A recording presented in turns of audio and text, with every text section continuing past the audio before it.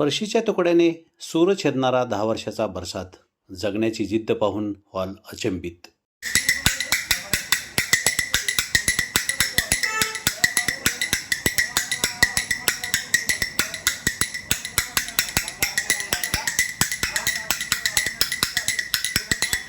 शाळेत जाऊन शिक्षण घेण्याचे आणि खेळण्या बागडण्याचे हे वय.